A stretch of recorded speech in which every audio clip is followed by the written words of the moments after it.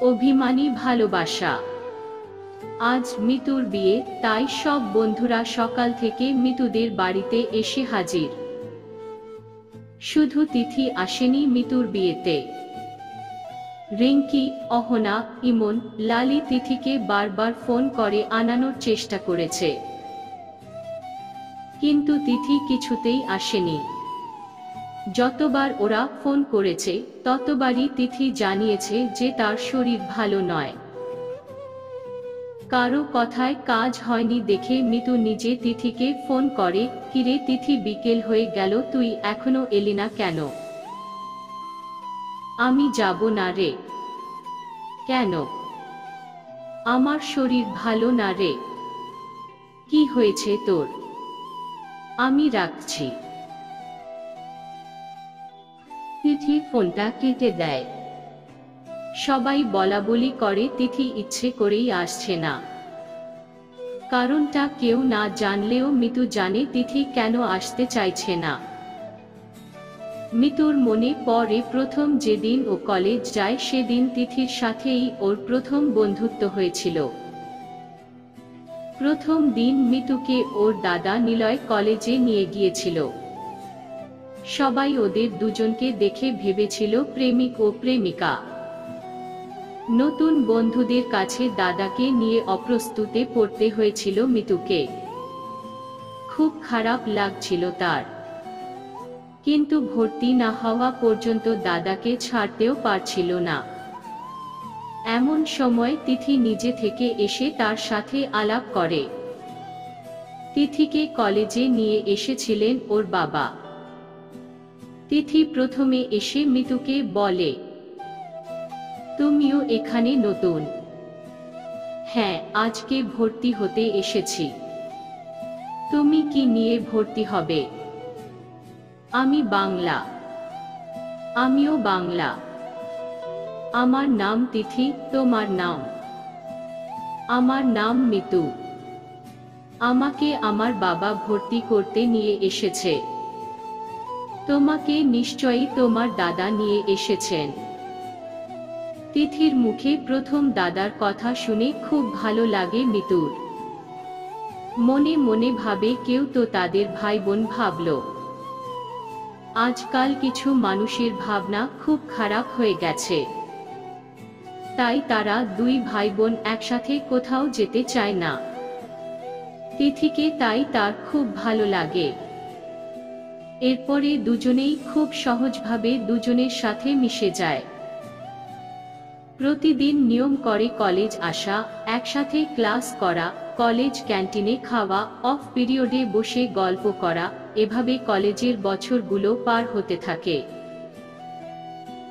মাঝে মধ্যে মিতুর দাদা নিলয় মিতুকে কলেজে দিতে এবং নিতে আসত। মিতু দাদার সাথে তিথির আলাপ করিয়ে দেয়। তিথিকে বেশ ভালো লাগে নিলয়ের।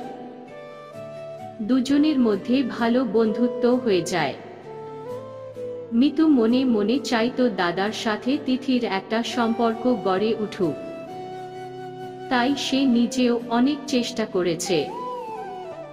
মিতু বুঝতে পারে দাদাকে তিথিরও ভালো লাগে এবং দাদারও তিথিকে পছন্দ। একবার ছুটির দিনে তাই মিতু তিথিকে তাদের বাড়িতে নিমন্ত্রণ করে। তিথি তার কথা মতো মিতুদের বাড়িতে যায়। দুপুরে খাওয়া দাওয়ার পর মিতু দাদা ও তিথিকে নিয়ে ছাদে গিয়ে বসে গল্প করতে শুরু করে। কিছুক্ষণ কথা বলার পর দাদাকে ও তিথিকে ছাদে রেখে সে নিচে চলে আসে জল খাবার বাহানায়। আসলে তার ইচ্ছে ছিল দাদার সাথে তিথি একা একা কিছুটা সময় কাটাক। যদি কেউ কাউকে মনের কথা বলতে পারে তবে খুব ভালো হবে। অনেকক্ষণ পর মিতু ছাদে উঠে দেখে তিথি ও দাদা ছাদের এক কোণে দাঁড়িয়ে দুজন দুজনের সাথে হেসে হেসে গল্প করছে। মিতু চুপি চুপি ওদের দেখে আবার নেমে আসে। পরের দিন কলেজে গিয়ে তিথিকে জিজ্ঞাসা করে, দাদার সাথে তোর কি কথা হলো?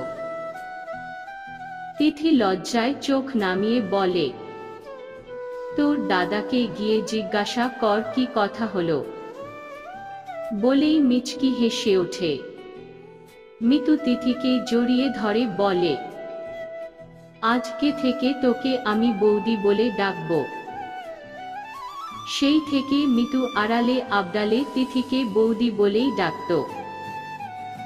কলেজ পাশ করার পর তিথির বাবা মা বিয়ে দেওয়ার জন্য ছেলে দেখতে শুরু করেন। তিথি যথারীতি বিয়েতে আপত্তি জানায় এবং মিতুকে সব কথা বলে। মিতু সমস্ত কথা শুনে দাদার কাছে এসে জানায়। বোনের কাছে সব কথা শুনে নিলয় রাতে তিথিকে ফোন করে। হ্যালো, শুনলাম তোমার জন্য নাকি ছেলে দেখা হচ্ছে। হ্যাঁ, কি করব বুঝতে পারছি না। কি আবার করবে? বিয়ে করে নেবে। বিয়ে তো করবই, তবে সে তো অন্য কাউকে। কাকে বিয়ে করবে? তুমি জানো না বুঝি? না, আমি জানি না। বলো তার নাম। সে আছে একজন, নাম বলা যাবে না। শুনি তার নামটা, কানটা ধন্য হোক। না, অত শত বলা যাবে না। তার মানে তোমার বিয়ে করতে খুব ইচ্ছে হয়েছে? সেজন্যই তো বাড়ি থেকে ছেলে দেখছে। তাহলে বাড়ির পছন্দ করা পাত্রকেই বিয়ে করে নাও। দুজনেই মজা করতে করতে কখন যেন খুব সিরিয়াস হয়ে যায়। ছেলে মানুষই করতে করতে দুজনের মধ্যেই অভিমান বাসা বাঁধে। তারপর থেকে অভিমানে কেউ কাউকে আর ফোন করে না। তিথি ভাবে নিলয় তাকে ফোন করবে, আর নিলয় ভাবে প্রথম ফোনটা তিথির কাছ থেকেই সে পাবে। এভাবে প্রায় মাস চারেক চলে যায়। এর মধ্যে হঠাৎ করে মিতুর বিয়ে ফাইনাল হয়ে যায়। মিতু অনেক চেষ্টা করে নিজের বিয়ের আগে দাদার সাথে তিথির রাগ অভিমানগুলো মিটিয়ে দিতে, কিন্তু সেও ব্যর্থ হয়। নিলয় ভেবেছিল মিতুর বিয়েতে তিথি ঠিক আসবে, আর তখনই এতদিনের জমে থাকা রাগ অভিমান সব ভেঙে তিথিকে সে আবার আপন করে নেবে। বোনের মুখে নিলয় যখন শুনল তিথি আসবে না, তখন তার কপালে চিন্তার ভাঁজ পড়ে। নিলয় ভাবে কি করলে তিথির রাগ ভাঙানো যায়। অনেক ভেবে একটা পথ সে খুঁজে বের করে, তা হলো তিথিকে তার বাড়ি থেকে আনতে হবে। নিলয় আনতে গেলে তার বাড়ি থেকে তিথিকে ছাড়বে, কারণ এর আগে তিথি তাদের বাড়িতে এলে নিলয় অনেকবার সন্ধ্যা বেলা তাকে বাইকে করে পৌঁছে দিয়েছে। তাই ভাবে তিথিকে আনতে যাবে। বাড়িতে বোনের বিয়ে, তার উপর অনেক দায়িত্ব। এর মধ্যে তিথিকে আনতে যেতে চাইলেও সুযোগ পাচ্ছে না। বোনের কাছে সাহায্য চাইতেও পারছে না, কারণ ওকে ঘিরে রয়েছে অনেক লোকজন। অবশেষে তিথির রাগ অভিমান মেটাতে নিজেই ফোন করে, তিথি কখন আসবে? কোথায় যাব? বোনের বিয়েতে। আমি যাব না, আমি গাড়ি পাঠাচ্ছি। আধ ঘন্টার মধ্যে এখানে চলে এসো, আমি যাব আনতে। তিথি চুপ করে থাকে। ঠিক আছে, তুমি তাড়াতাড়ি সেজেগুজে রেডি হয়ে আমাকে কল করো। তিথি তবুও চুপ করে থাকে। নিলয় আবার বলে, তুমি যদি মিতুর বিয়েতে না আসো তবে মিতু খুব কষ্ট পাবে।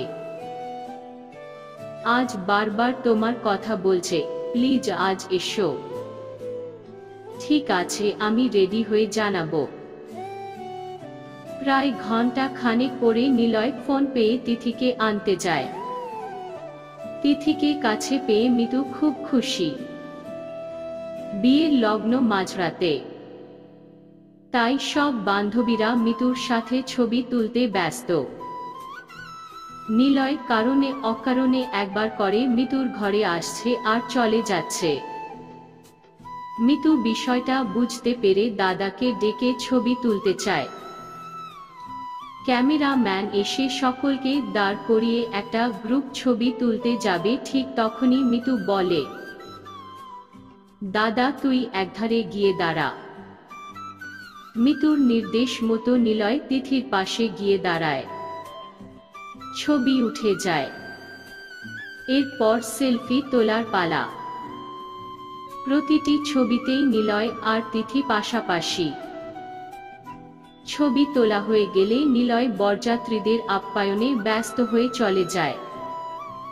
তিথি বসে বসে ফোন দেখতে থাকে। কারণ সব বান্ধবীরা সকাল থেকে মিতুর বিয়ের নানান অনুষ্ঠানের ছবি স্ট্যাটাসে দিয়েছে। সেগুলো দেখতে দেখতে নিলয়ের স্ট্যাটাসে তার চোখ আটকে যায়। গ্রুপ ছবি তোলার সময় সকলেই সেলফি তুলছিল, তিথিও ছিল। নিলয় ক্যামেরাম্যানকে নিজের মোবাইলটা দিয়ে একটা ছবি তুলতে বলেছিল। তিথি ভেবেছিল গ্রুপ ছবি তুলছে, কিন্তু এখন দেখে নিলয় তাদের দুজনের ছবি তুলতে বলেছিল। ছবিটার নিচে লেখা, এইবার রাগ অভিমানের বেড়াজাল ভেঙে কাছে এসো। আমাদের জীবন থেকে অনেকগুলো দিন অভিমান নিয়ে নিল, আর নয়। তোমাকে ছাড়া আমি অসম্পূর্ণ, প্লিজ ভালোবাসো। একদৃষ্টে ছবিটা দেখতে থাকে ও লেখাটা বারবার পড়তে থাকে। নিলয়ের উত্তরে সে লেখে, রাগ অভিমান ভেঙেছি বলেই আজ এসেছি, কিন্তু একজন আমায় এখনো বুঝলো না। তিথির মেসেজ পেয়ে নিলয় লেখে, আজকে রাতে বোনের কাছে থেকো, বাসর ঘরে বুঝিয়ে দেব তোমায় কতটা ভালোবাসি। I love you. Love you too. দুজনেই ফোন রেখে যে যার কাজে ব্যস্ত হয়ে যায়। বাসর ঘরে সবাই যখন প্রায় ঘুমিয়ে পড়েছে, নিলয় তিথিকে বারান্দায় নিয়ে এসে জড়িয়ে ধরে, কপালে একটা চুমু দিয়ে বলে, আর কয়েক মাস পরেই আমরা তোমাকে আনতে যাব, রেডি হয়ে থেকো। তিথি লজ্জা পেয়ে নিলয়ের বুকে মুখ লুকায়। সমাপ্ত।